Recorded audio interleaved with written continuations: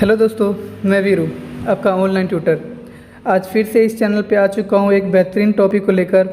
आज का टॉपिक है संसद और उसके कार्य। संसद की शक्ति या उसके कार्य क्षेत्र या कार्य या अधिकार, कुछ भी अगर क्वेश्चन आता है तो आपको यही लिखना है, संसद का कार्य। तो चलिए शुरू करते हैं। सबसे पहले समझ लेते हैं कि संसद का डेफिनेशन क्या होता है। तो संसद का डेफिनेशन समझने के लिए सबसे पहले हमें पता होना चाहिए कि सरकार के अंग कितने हैं। तो सरकार के 3 अंग होते हैं, संसद, कार्यपालिका और न्यायपालिका। जब ये तीनों एकत्र होता है, इकट्ठा होता है, तो देश का सरकार बनता है। अब डेफिनेशन समझ लेते हैं संसद का। तो संसद क्या होता है? तो सरकार के 3 अंग होता है और तीनों अंगों में से एक अंग संसद है। और संसद का जो प्रमुख कार्य है, महत्वपूर्ण कार्य है, देश में कानून बनाना और संविधान में संशोधन करना है। तो इस तरह से हमने संसद का डेफिनेशन हमने समझ लिए। अब इसका कार्य समझ लेते हैं। इसका कार्य क्या है? तो इसका कार्य पहला है कानून बनाना और दूसरा है कानून में संशोधन करना। जैसे कि इसके डेफिनेशन में ही हमने समझ लिए थे। तो इसका कार्य इसके डेफिनेशन में ही 2 छुपा हुआ है। तो कानून कैसे बनाता है तो देखते हैं। तो सरकार का जो शक्तियों का विभाजन किया गया है वो 2 के बीच में किया गया है। एक केंद्र सरकार के और दूसरा राज्य सरकार के बीच में। केंद्र सरकार और राज्य सरकार के बीच में शक्तियों का विभाजन किया गया है। और इन दोनों के बीच में जब शक्तियों का विभाजन किया गया तो कितने सूचियों में किया गया है? तो याद रखिएगा 3 सूचियों में किया गया है।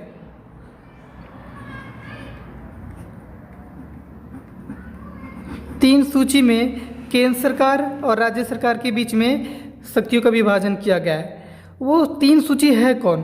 तो वो जो 3 सूची है वो है सबसे पहले संघ सूची, फिर आता है राज्य सूची और फिर आता है समवर्ती सूची।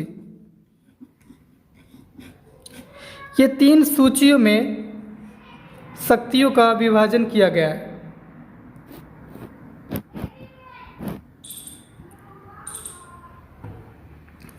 जो आप देख रहे हैं। अब चलिए देखते हैं। संघ सूची में केंद्र सरकार कानून बनाता है और राज्य सूची में जाहिर सी बात है राज्य सरकार कानून बनाता है। और समवर्ती सूची में दोनों ही मिलकर कानून बनाता है, केंद्र सरकार व राज्य सरकार दोनों ही मिलकर कानून समवर्ती सूची में बनाते हैं। अब देखते हैं कि संघ सूची में केंद्र सरकार जब कानून बनाता है तो इसमें कितना विषय हैं। तो इसमें पहले 97 विषय थे। पहले कितना विषय था? 97, लेकिन अब बढ़कर हो चुका है 100। याद रहेगा, पहले था 97 लेकिन अब बढ़ के हो चुका है 100। राज्य सूची की बात करें तो राज्य सूची में पहले विषय जो थे वो 66 थे, लेकिन अब घट गया है 5 और घटकर हो चुका है 61। ठीक है। समवर्ती सूची में कितना विषय था? तो समवर्ती सूची में पहले 47 विषय था। कितने थे? 47। अब ये 5 माइनस हुआ है ना, वो नीचे प्लस हो गया है। तो कितने हो गए हैं? तो इसमें हो चुके हैं 52।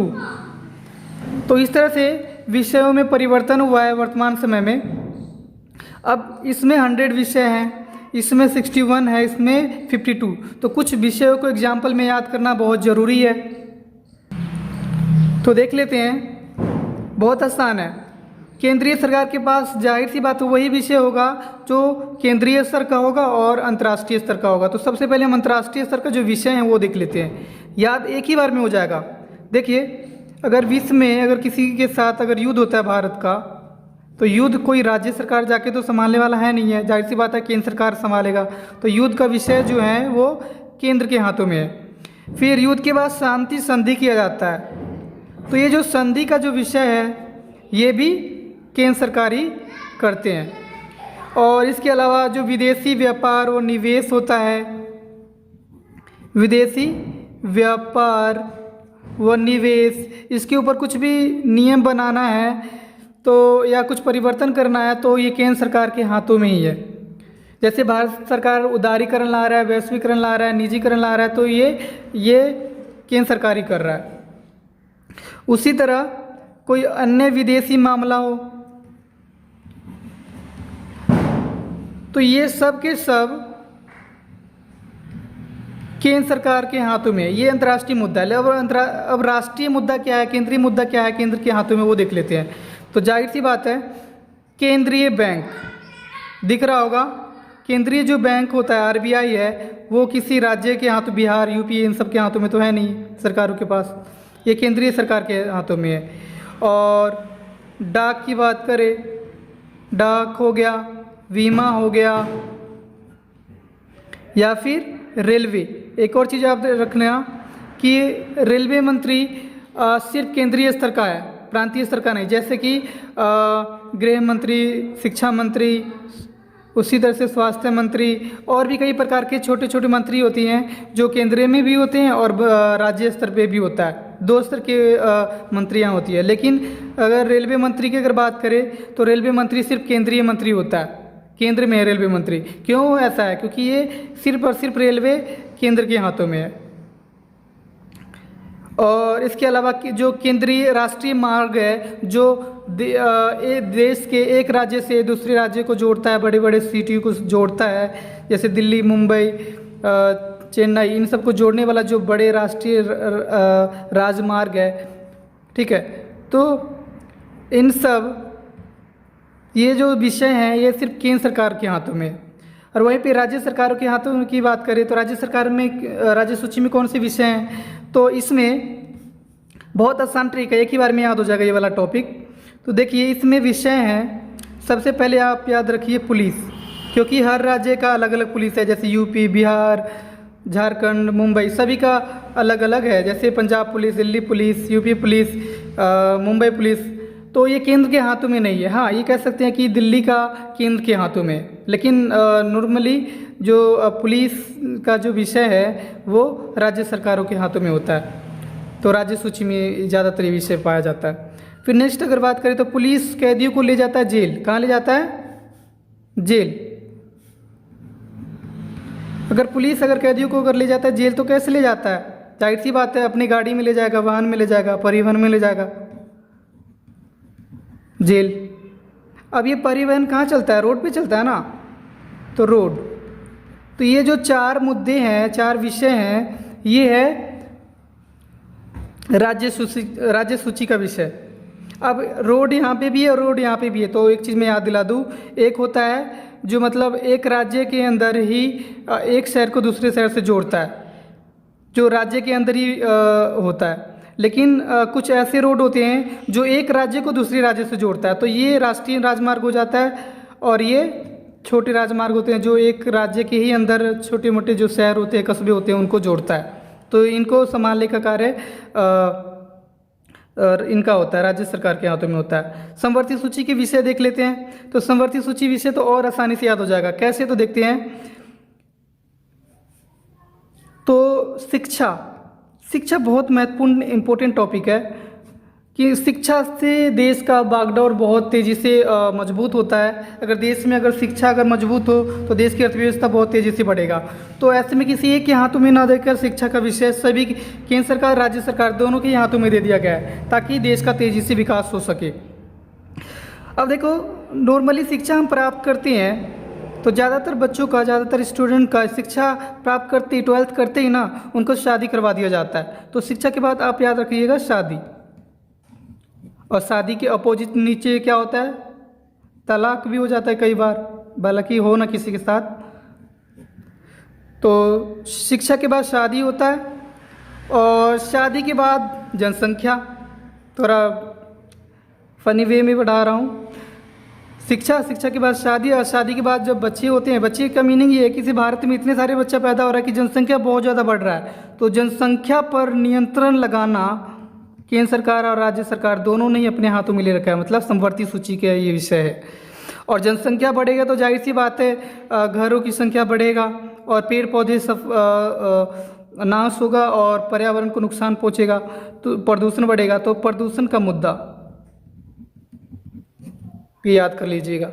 अब देखिए, शादी शादी के बाद जनसंख्या मतलब बच्चे पैदा होते हैं, अगर किसी का बच्चा पैदा नहीं होता है तो कई बार वो गोद ले लेते हैं, तो गोद लेना, तो ये इन सब विषयों पर ना केंद्र सरकार और राज्य सरकार दोनों ही कानून बना सकता है। तो आई होप समझ में आ गया होगा। लेकिन याद रखिएगा, समवर्ती सूची में केंद्र सरकार और राज्य सरकार के बीच में जब मतभेद होता है कानून बनाने को लेकर, तो केंद्र सरकार द्वारा बनाया गया कानून ही लागू होता है देश में। और इसके अलावा कुछ ऐसे विषय हैं जो ना तो इन तीनों सूची में शामिल नहीं है, कुछ ऐसे विषय हैं जिन्हें हम कहते हैं अवशिष्ट शक्तियाँ। चौथा पॉइंट आप समझ सकते हो, ये फोर्थ पॉइंट मान लीजिए, सी मान लो।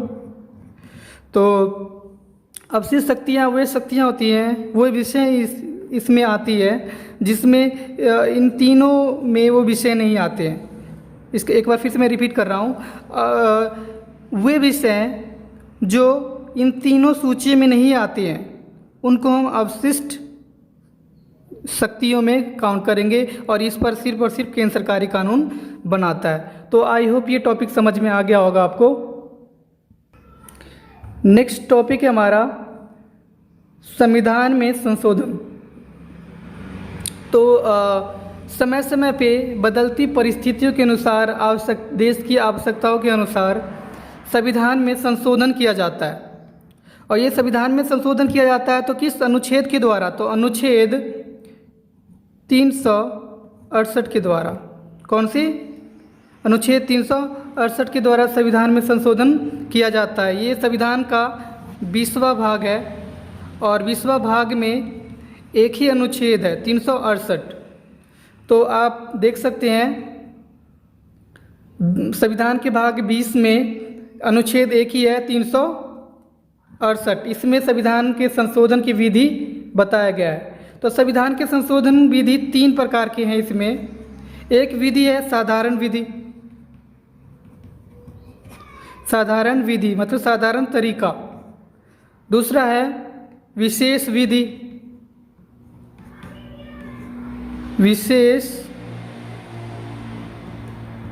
विशेष विधि। और तीसरा है राज्यों का समर्थन प्राप्त करके संशोधन। राज्यों का समर्थन प्राप्त करके संशोधन।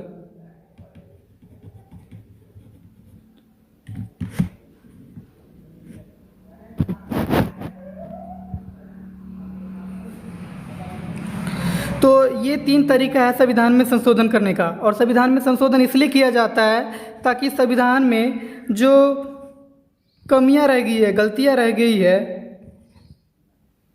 संविधान में जो भी गलतियां रह गई है उन गलतियों को समय पर समाप्त करने के लिए, और अस्थायी प्रावधान जो संविधान में है, अस्थायी प्रावधान। अब ये अस्थायी प्रावधान होता क्या है? तो ये आरक्षण अस्थायी प्रावधान होता है। तो समय पर आरक्षण को हटाने के लिए, समाप्त करने के लिए संविधान में संशोधन समय समय पर किया जाता है। तीसरा पॉइंट है धन पर नियंत्रण। देश के धन पर संसद का नियंत्रण होता है। किसका नियंत्रण होता है? संसद का नियंत्रण होता है। इसका मीनिंग क्या है? इसका मतलब क्या है? इसका मतलब ये है कि सरकार को जब भी देश में टैक्स में वृद्धि करना हो या कमी करना हो, या नए टैक्स लगाना हो देश में, तो सरकार को संसद से अनुमति मांगना पड़ता है और इसके लिए उनको धन बिल पेश करना पड़ता है। वहीं पे सरकार को जब लोक कल्याण के खर्च के लिए, लोक कल्याण पर खर्च करने के लिए धन की आवश्यकता हो, धन की डिमांड करना हो, तो इसके लिए भी सरकार संसद में अनुमति मांगने के लिए वित्त बिल या फिर कह लो धन बिल पेश करता है। जब संसद अनुमति दे देता है इस पर, प्रस्ताव पर, तो ही टैक्स में परिवर्तन किया जा सकता है या नए टैक्स लगाया जा सकता है या फिर लोक कल्याण के खर्च के लिए पैसे देने के लिए संसद स्वीकार कर सकता है। तो इस तरह से देश के धन पर नियंत्रण संसद का होता है। चौथा पॉइंट है कार्यपालिका पर नियंत्रण। तो संसद का अगला कार्य है कार्यपालिका पर नियंत्रण करना। कार्यपालिका को आप एक और नाम से बोल सकते हो मंत्री परिषद पर नियंत्रण या फिर सरकार पर नियंत्रण, आप कुछ भी ऐड कर सकते हो। तो संसद का चौथा पॉइंट क्या है? मंत्री परिषद पर नियंत्रण रखना। तो मंत्री परिषद पर नियंत्रण कैसे रखता है तो वो हम अब समझने वाले हैं। तो मंत्री परिषद पर नियंत्रण रखने का बहुत बेहतरीन तरीका है इनका। सरकार पर नियंत्रण रखने के लिए सबसे पहले प्रश्न पूछकर उसके ऊपर नियंत्रण रखा जा सकता है। सरकार के कार्यों का आलोचना करके, आलोचना मतलब क्या होता है? आलोचना मतलब होता है खामियां निकाल कर उन पर नियंत्रण रखा जाता है। निंदा प्रस्ताव पेश करके, एक और पॉइंट है बहिष्कार करके उनके कामों का, संसद के कार्यों का बहिष्कार करके और निंदा प्रस्ताव पेश करके और काम रोको प्रस्ताव पेश करके, काम रोको प्रस्ताव पेश करके, इस तरह से इन तरीकों से नियंत्रण रखता है संसद कार्यपालिका पर या एक पहले सरकार पर। लेकिन इसके अलावा एक और महत्वपूर्ण पॉइंट है इनका अविश्वास प्रस्ताव पास करके। संसद जैसे ही अविश्वास प्रस्ताव पास करता है तो सरकार को मीनिंग क्या है? मंत्री परिषद को सभी को त्यागपत्र देना पड़ जाता है जिससे सरकार हो जाता है भंग। तो ऐसे में संसद का सबसे बड़ा हथियार अविश्वास प्रस्ताव माना जा सकता है। पांचवा पॉइंट है न्यायिक कार्य। क्या पॉइंट है? न्यायिक कार्य। तो इसमें क्या करता है? तो इसमें संसद देश के कुछ महत्वपूर्ण पद अधिकारी है उनको पद से हटाने का भी कार्य करते हैं। जैसे देश का सबसे बड़ा पद अधिकारी है वो है राष्ट्रपति, उसकी बात करें तो उपराष्ट्रपति,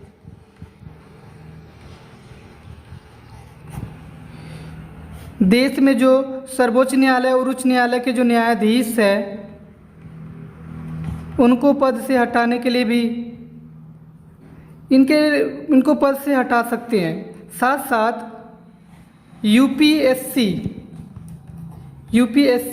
के जो अध्यक्ष हैं इनको पद से हटा सकता है। और साथ ही साथ देश के जो मुख्य चुनाव आयुक्त है इन सबको पद से हटा सकता है यदि ये सब जो पदाधिकारी हैं ये अपने शक्तियों का दुरुपयोग करें, भ्रष्टाचार फैलाएं, अपने कार्यों का सही से पालन न करें। तो ऐसे में संसद इनके विरुद्ध प्रस्ताव लाकर और इनको समय से पहले पद से हटा सकता है। संसद का अगला कार्य चुनाव संबंधित कार्य होता है।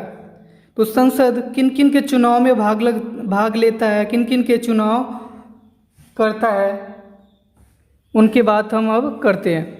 तो संसद सबसे पहले तो राष्ट्रपति के चुनाव में भाग लेता है। राष्ट्रपति के चुनाव में भाग लेता है। फिर उसके बाद बात करें तो संसद के दो सदन होता है, लोकसभा और राज्यसभा। तो लोकसभा के जो अध्यक्ष होता है, लोकसभा का जो अध्यक्ष होता है और उपाध्यक्ष होता है, इनकी नियुक्ति भी संसद करता है। लोकसभा अपने सदस्यों के द्वारा करता है। वहीं पे लोकसभा का दूसरा सदन है राज्यसभा। तो राज्यसभा का जो सभापति होता है, सभापति का चुनाव राज्यसभा करता है और सभापति से छोटा जो होता है उपसभापति, इनका चुनाव संसद करता है। अब ये पहले पता होना चाहिए सभापति होता कौन है, सभापति का कार्य कौन करता है। तो सभापति का कार्य करता है उपराष्ट्रपति। उपराष्ट्रपति की नियुक्ति ही इसलिए किया जाता है ताकि राज्यसभा की अध्यक्षता कर सके और सभापति बन सके। तो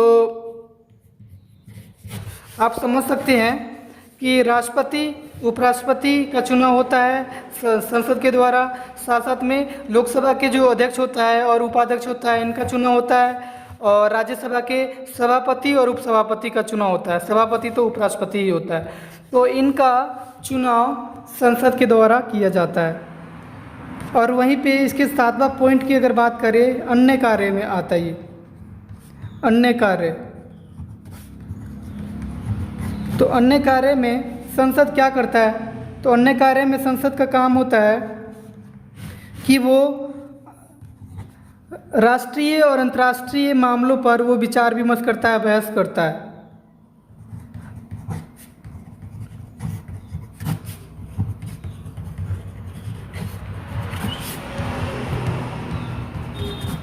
पर बहस करता है। दूसरा पॉइंट,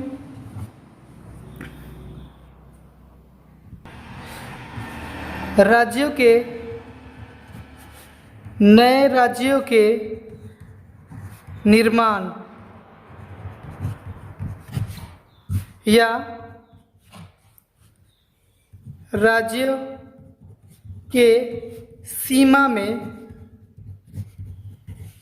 परिवर्तन या राज्यों के नाम में परिवर्तन, राज्यों के नाम में परिवर्तन,